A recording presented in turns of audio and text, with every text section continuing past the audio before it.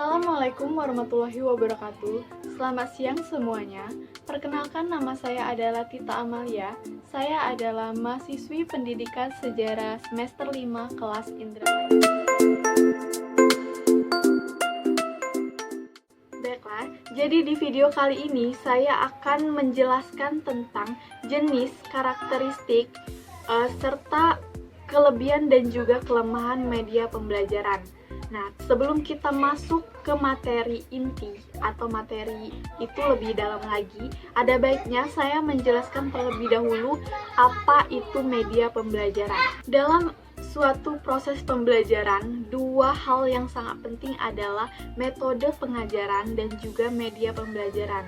Nah, kedua aspek ini sangat berpengaruh, sangat berhubungan satu sama lain. Pemilihan salah satu metode pembelajaran akan mempengaruhi jenis media pembelajaran yang sesuai. Artian dari media pembelajaran sendiri adalah alat bantu proses belajar mengajar, yaitu segala sesuatu yang dapat dipergunakan untuk merangsang pikiran, perasaan, perhatian, dan kemampuan atau juga keterampilan pelajar, sehingga dapat mendorong terjadinya proses pembelajaran pada peserta didik. Nah, media pembelajaran sendiri merupakan bagian yang tidak terpisahkan dari kegiatan pembelajaran. Nah, media pembelajaran sendiri merupakan bagian yang tidak terpisahkan dari kegiatan pembelajaran di sekolah. Nah, pemanfaatan media pembelajaran juga merupakan upaya kreatif dan sistematis yang menciptakan pengalaman yang dapat membantu proses belajar mengajar di sekolah. Nah, mengapa media pembelajaran ini sangat berperan? Karena media pembelajaran ini merupakan alat komunikasi yang sangat efektif untuk menumbuhkan motivasi belajar sehingga murid tidak merasa bosan dan mengikuti pembelajaran dengan benar. Nah, di sini saya mengutip pengertian pembelajaran menurut para ahli. Yang pertama adalah menurut Umar Hamalik, yaitu pada tahun 1980. Ia mengatakan bahwa pengertian dari media pembelajaran sendiri adalah alat atau metode dan teknik yang digunakan dalam rangka lebih mengefektifkan komunikasi dan interaksi antara guru dan juga siswa dalam proses pendidikan atau dalam proses pembelajaran. Nah, sedangkan menurut National Education Association atau NEA, media pembelajaran adalah bentuk-bentuk komunikasi baik tercetak maupun audiovisual beserta peralatannya. Dapat disimpulkan bahwa media pembelajaran adalah komponen yang sangat penting dalam proses pembelajaran, karena media pembelajaran ini adalah sebagai alat komunikasi yang dapat digunakan oleh seorang guru untuk menyampaikan materi pembelajaran kepada siswa. Nah, kita lanjut ke materi inti, yaitu jenis media pembelajaran. Nah, jenis media pembelajaran sendiri itu sangat bervariasi, sangat banyak sekali, dan di sini saya ingin menjelaskan beberapa jenis media pembelajaran seperti media cetak, media transparansi, media audio, media slide suara, media video, media multimedia interaksi atau e-learning. Nah, jenis media pembelajaran yang pertama ini adalah media cetak. Media cetak sendiri memiliki arti media yang dibuat memakai bahan dasar kertas ataupun juga bisa kain yang bertujuan untuk menyampaikan pesan atau informasi. Nah, unsur-unsur utama dari media cetak ini adalah teks dan juga gambar visualisasi.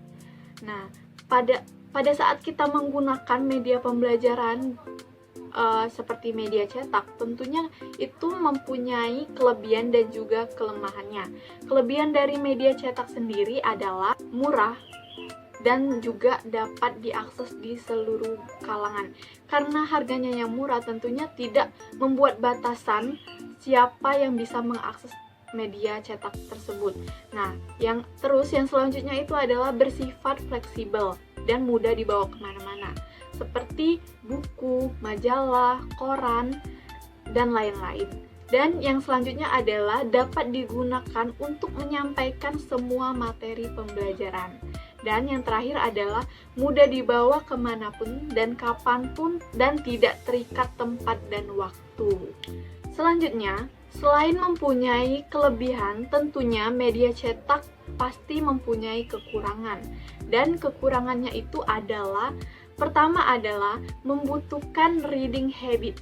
Nah, media cetak itu identik dengan sesuatu teks atau bacaan. Tentunya kelemahannya adalah kita harus membaca terlebih dahulu supaya bisa memahami apa isi informasi di dalam media cetak tersebut. Dan yang kedua adalah membutuhkan pengalaman awal atau prior knowledge. Dan yang ketiga adalah kurang bisa membantu daya ingat. Seperti yang kita ketahui, kalau teks itu sangat sulit untuk diingat. Sedangkan kalau dalam bentuk visualisasi gambar atau apa, atau yang lainnya itu mudah diingat oleh otak manusia. Dan yang keempat adalah apabila penyajiannya itu mulai dari fontnya, warna, ilustrasinya itu tidak menarik, maka akan cepat bosan dalam membaca teks atau media cetak tersebut. Nah, selanjutnya adalah media transparansi. Nah, media transparansi ini adalah media visual proyeksi yang dibuat di atas bahan transparan. Sebagai perangkat lunak, bahan transparansi yang berisi pesan-pesan instruksional ini memerlukan alat khusus yang digunakan untuk memproyeksikan ke layar atau screen. Nah, alat khusus ini yang biasanya disebut dengan overhead projector atau OHP. OHP ini merupakan alat untuk memproyeksikan benda-benda transparan atau tembus cahaya ke permukaan layar. Penggunaan alat transparansi ini tentunya juga mempunyai kelebihan dan kelemahannya. Berikut kelebihan dan kelemahannya. Pertama, kelebihannya adalah penggunaannya praktis. Yang kedua adalah tidak memerlukan ruang gelap, karena itu siswa dan peserta didik dapat melihatnya sambil mencatat materi yang disampaikan. Yang ketiga adalah mudah dioperasikan sehingga tidak memerlukan operator khusus. Yang keempat adalah guru dalam penyajiannya dapat bertatap muka langsung dengan peserta didik. Nah, sedangkan kelemahan dari alat transparansi ini adalah pertama, memerlukan peralatan khusus untuk menampilkan atau menyajikannya, yaitu yang disebut dengan overhead projector atau OHP.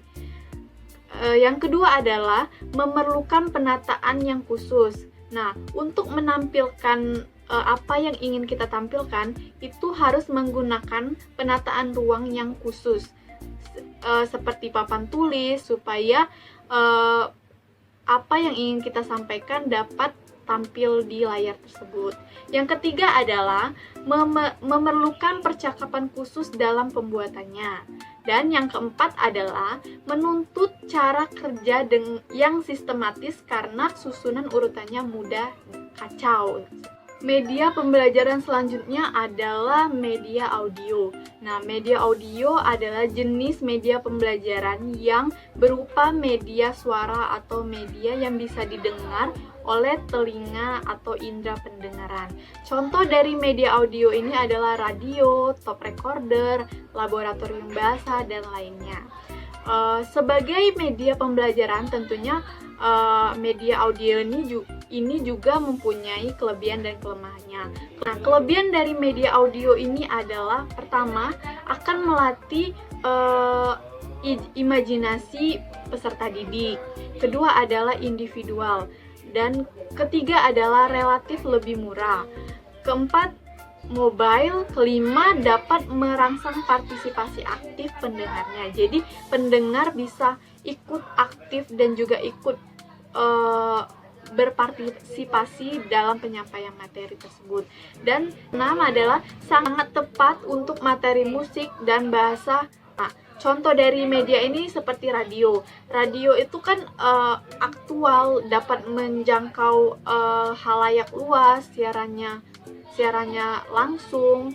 Nah, media audio ini juga mempunyai kekurangan atau kelemahan, yaitu komunikasinya hanya satu arah, yaitu dengan kita mendengarkan saja itu merupakan komunikasi satu arah, tidak timbal balik, tidak terjadi interaksi timbal balik antara keduanya.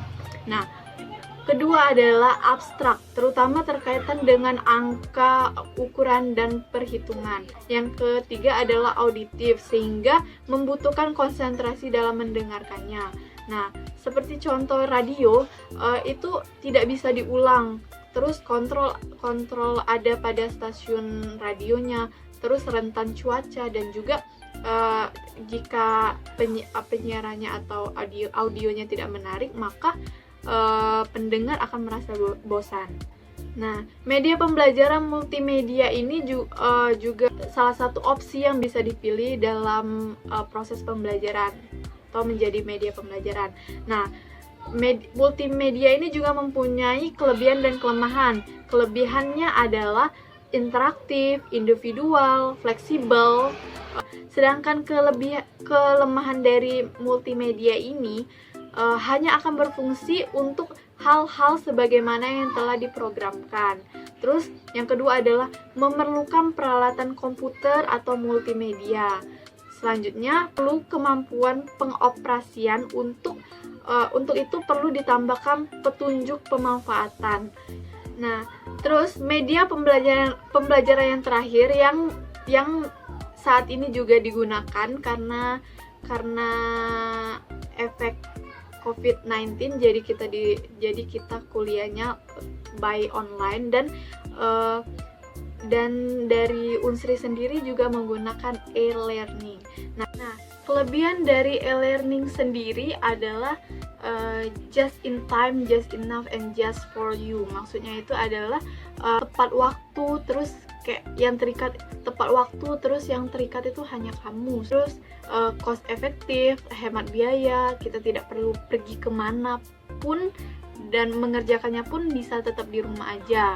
Jadi up to date, karena e-learning ini by system, jadi segala sesuatu yang baru pasti dia akan terperbarui secara otomatis. Terus quick, cepat, terus retainable, dapat dipertahankan, risk free, bebas resiko, konsisten, interaksi dan kolaboratif, terus easy to trick. Jadi kalian tidak perlu kayak takut data kalian disalahgunakan, karena e-learning ini by system. Jadi segala sesuatunya itu bisa dikontrol, dan apabila terjadi sesuatu pasti sangat mudah untuk dilacak. Kelemahan dari e-learning ini sendiri yaitu teknologi dependent, sesuatu yang sangat identik dengan sistem dan material seperti itu. Nah, terus harus pada saat penggunaannya itu harus sebelum penggunaan harus benar-benar melakukan pelatihan supaya bisa menggunakannya. Terus expensive, mahal karena membutuhkan kuota internet dan lain-lain. Nah, mungkin sekian penjelasan jenis-jenis media dan juga kelebihan dan juga kekurangan media pembelajaran. Terima kasih telah menonton video ini. Wassalamualaikum warahmatullahi wabarakatuh.